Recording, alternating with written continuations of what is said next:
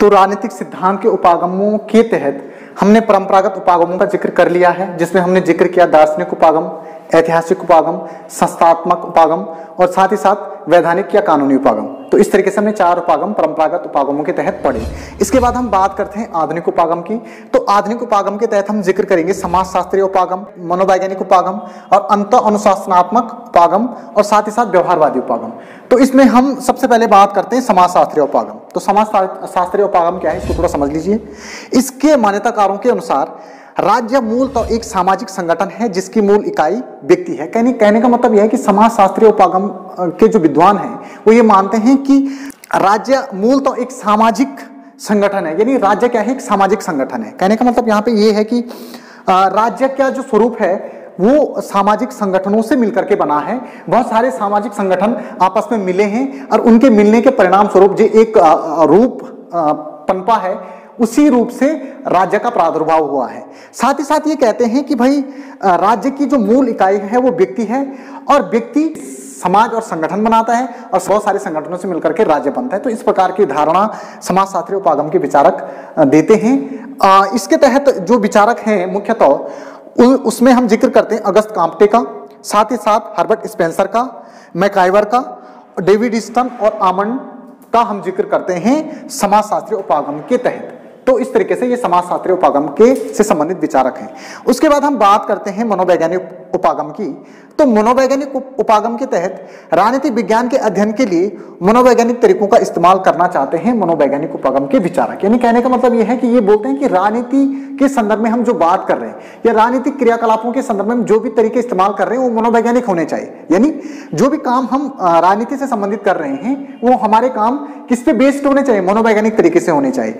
वो हर चीजें मनोवैज्ञानिक तरीके से करने की कोशिश करते हैं राजनीति के संदर्भ में। यानी राजनीति के संदर्भ में जो भी काम हो, यानी राजनीतिक सिद्धांत के अंतर्गत जो भी काम किए जाएं वो काम मनोवैज्ञानिक तरीके से किए जाएं। तो मनोवैज्ञानिकता का पुट राजनीतिक सिद्धांत के हर काम में वो देखने की कोशिश करते हैं। इसके समर्थक जो विचारक हैं उनमें हम जिक्र करते हैं ग्राम वालिस का, चार्ल्स मेरियम का, हेरोल्ड डासवेल का। ये मुख्य विचारक हैं जो हमें मनोवैज्ञानिक उपागम के समर्थन करते हुए पाए जाते हैं। अब बात करते हैं हम नेक्स्ट उपागम की, वो है अंतःअनुशासनात्मक उपागम।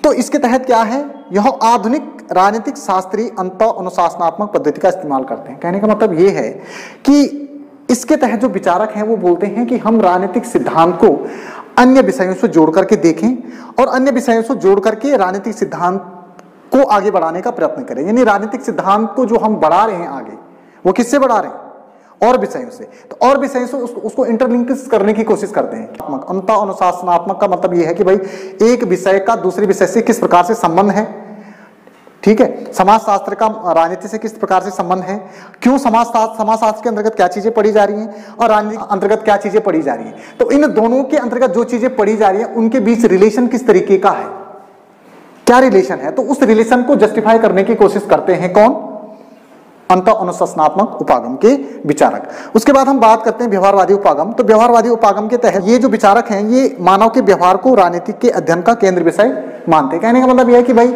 इनके तहत राजनीति के अध्ययन का केंद्रीय विषय क्या होना चाहिए, मानव का व्यवहार होना चाहिए।